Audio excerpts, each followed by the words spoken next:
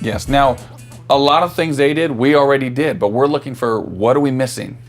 Now, what else in terms of the experience? What are you doing with the experience?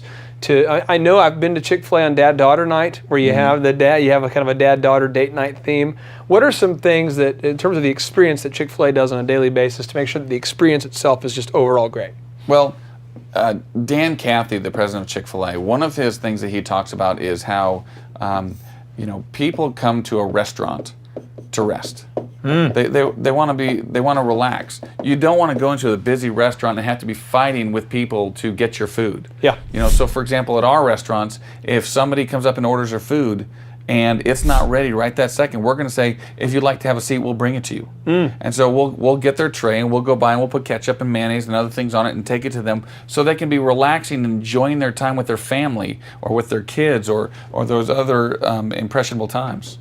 I have found the rule I could say, if you're an insurance agent watching this, if you're an orthodontist, if you're a restaurant owner, muffler shop owner, whatever you're doing, you want the person to feel like they're being treated, they're being served, they're resting, they're not having to work for the service there. That's right. Now, the final couple things here on the who is actually working there. Talk to me about the who. How do you decide who is the right person for you? I mean the first impression, the look, and I'm not talking about age, I'm not talking about weight, I'm not talking about, we're not talking about discriminating because of age or because of weight or whatever, but we're talking about how do you decide who the right person is to represent your company when they see the customer? Right.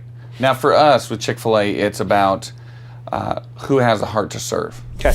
And if they have the heart to serve, then everything else kind of falls in line. Heart to serve.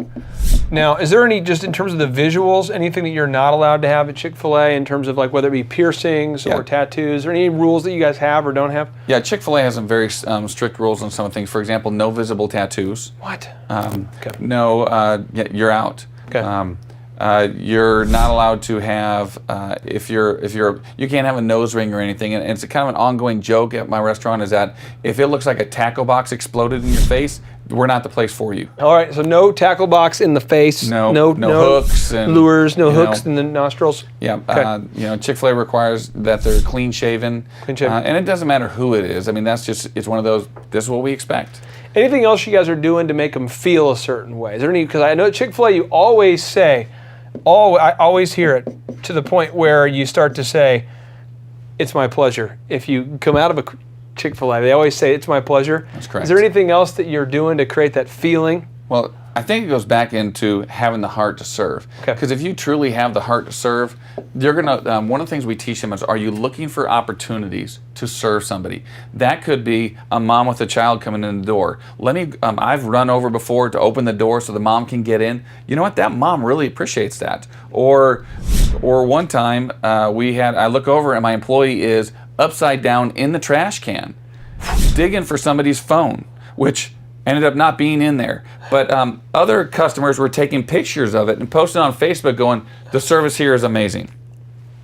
So because you had somebody willing to inconvenience themselves to the point of looking into a trash can to find a phone, or they're willing to open the door for a customer, what are some other things that your employees have done over the years to help people to demonstrate their desire to serve the customer in terms of the feel?